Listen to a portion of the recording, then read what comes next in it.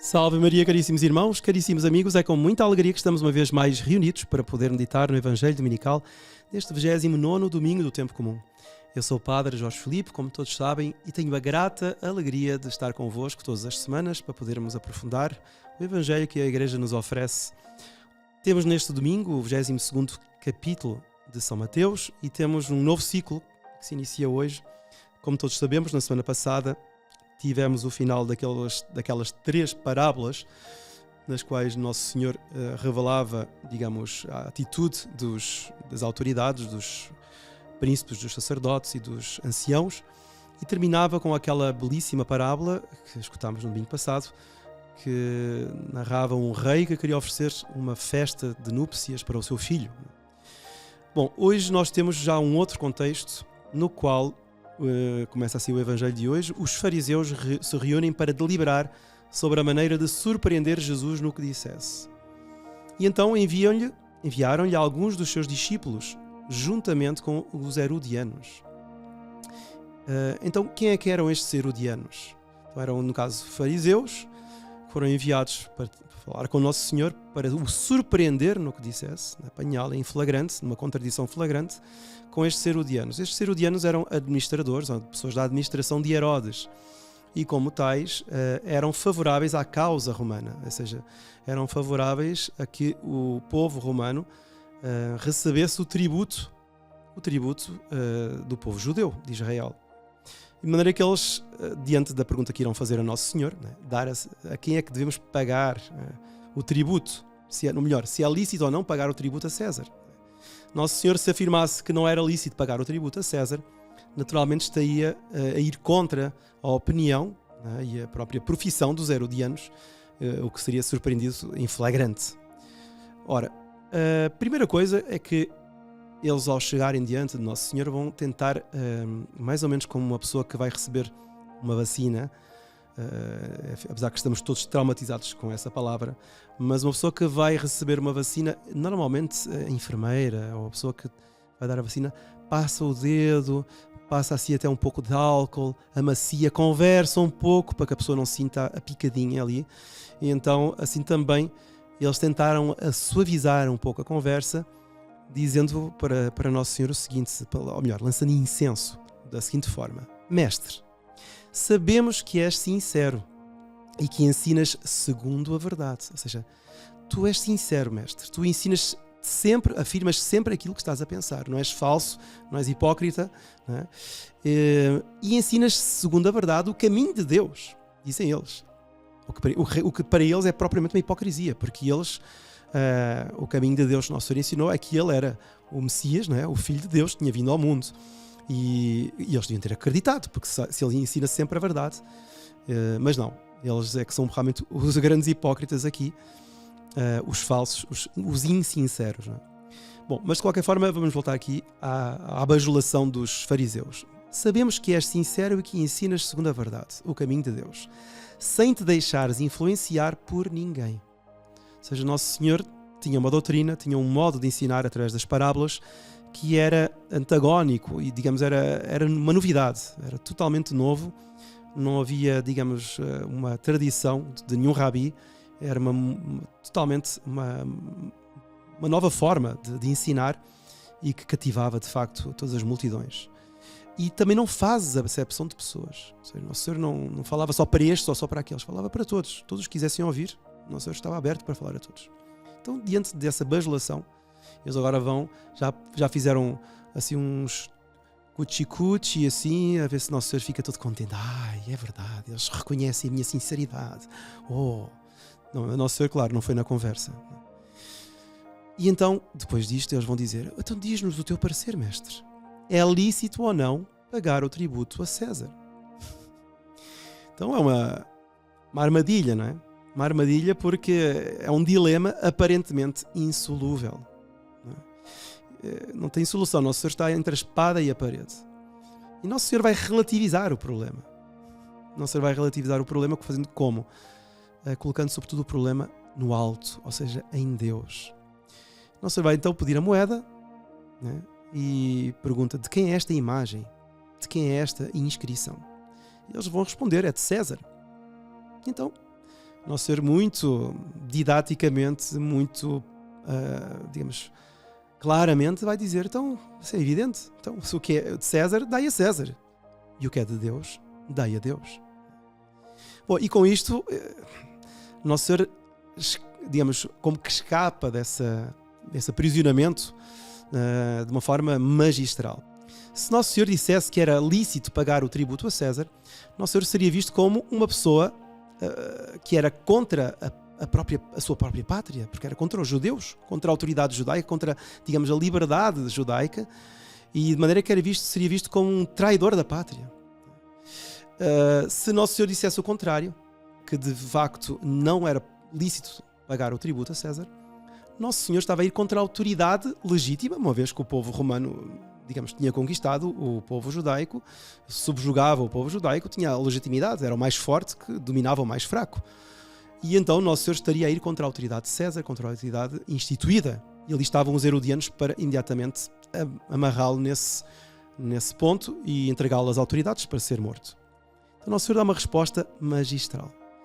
Contudo, nós podemos ver que esta situação de dar a César o que é de César e dar a Deus o que é de Deus é um problema muito grande, porque como é que nós vamos dar a um sem se nos metermos no âmbito, na área do outro?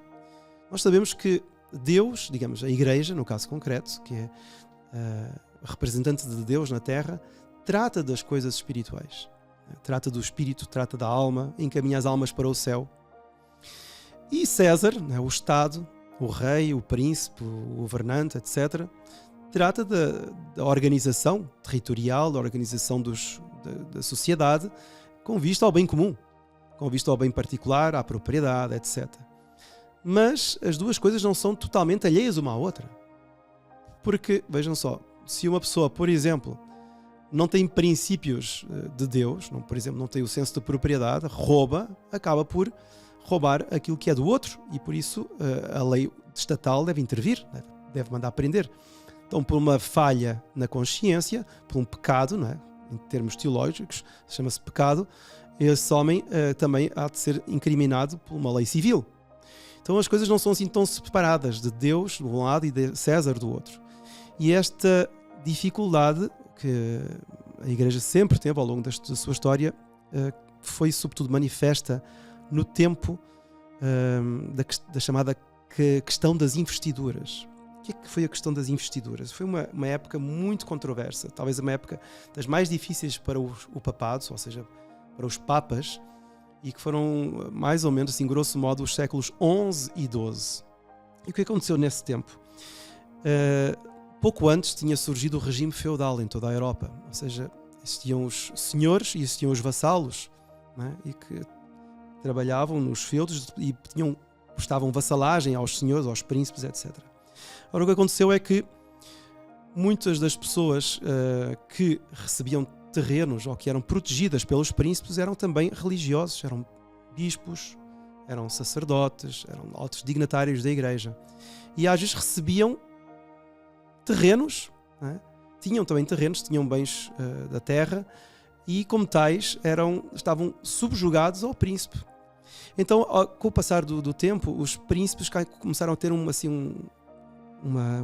presença e, digamos, uma proeminência sobre a autoridade dos próprios bispos e dos padres, a ponto de investirem padres e investirem bispos. Ou seja, os príncipes, os reis, nomeavam os padres, nomeavam os bispos, e não era mais a Santa Sé que o fazia. Às vezes a Santa Sé, inclusivamente, o Papa nomeava tal bispo e o príncipe, o imperador, dizia: não, eu veto, não autorizo esse bispo a ser, a governar tal diocese.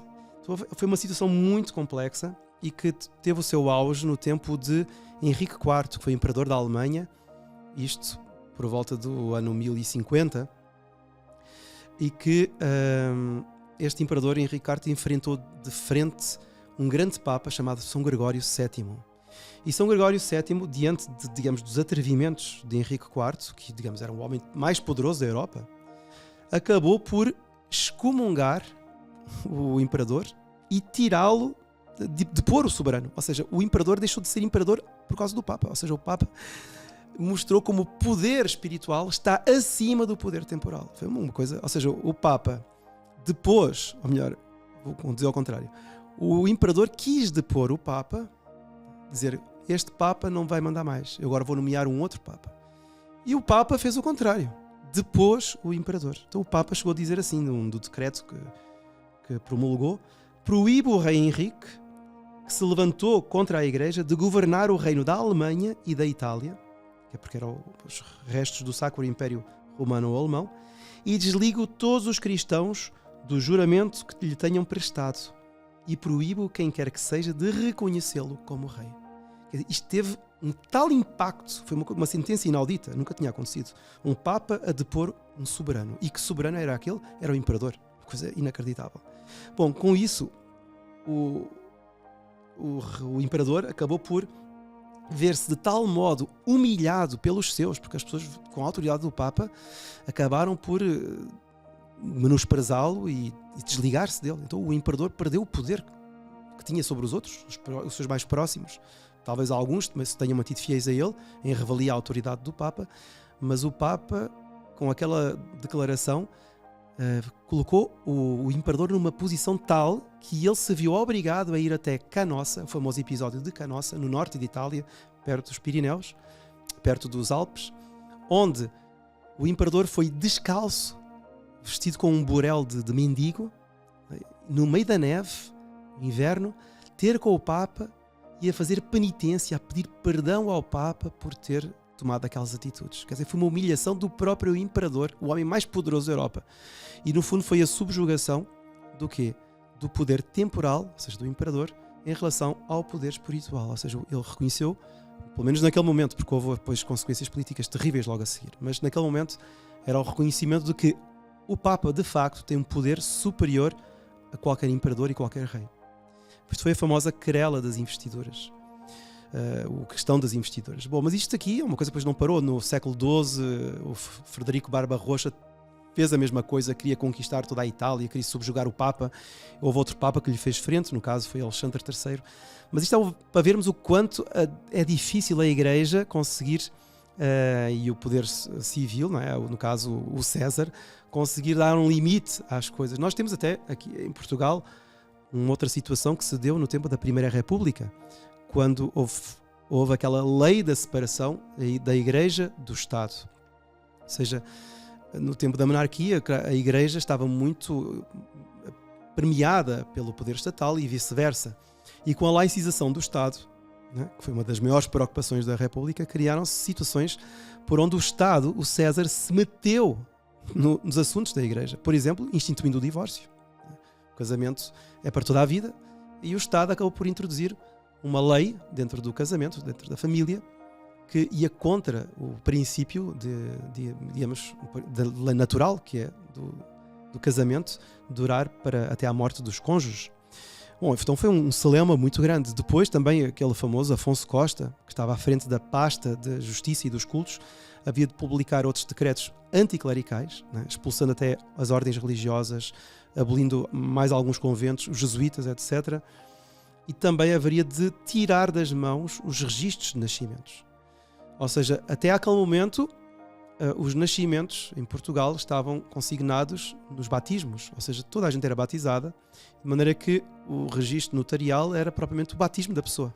Aí a pessoa ficava registada como um cidadão através do batismo. Ou seja, isso foi tirado das mãos da Igreja e criou-se o registro civil, a tomar assento dos nascimentos, dos casamentos, dos óbitos, etc. Então essa função que era da Igreja foi arrebatada pelas mãos da República. Depois também a nacionalização dos bens da Igreja, ou seja, muitos bens foram roubados à Igreja, foram nacionalizados, e até o ensino dos religiosos, né, nas escolas oficiais acabou. Ou seja, criou-se uma situação por onde os religiosos, sendo expulsos, contrataram-se professores laicos, ou seja, leigos, para ensinar. Tudo isto criou um celeuma enorme, porque no fundo, em alguns aspectos, né, o Estado intrometeu-se naquilo que era dever da Igreja, de ensinar, de promulgar, etc. Então, este problema é de longe, tanto mais que naquele tempo, maioritariamente, o país era católico.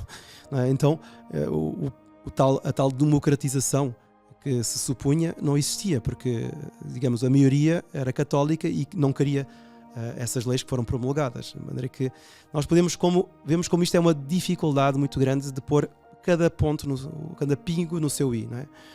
Tanto mais, nós temos um caso recente que recordo há uns anos atrás, um sacerdote que queria ir a uma manifestação contra o aborto, né, que estava a ser promulgado, e então foi pedir ao seu bispo para participar dessa manifestação, e o bispo disse sim, podes ir a essa manifestação, mas tem de ir à paisana, não pode ir vestido de sacerdote, porque a Igreja não se mete em assuntos do Estado. Então, como é que é isto? Então, mas o aborto é assunto do Estado ou é assunto religioso? Porque é um assunto de moral.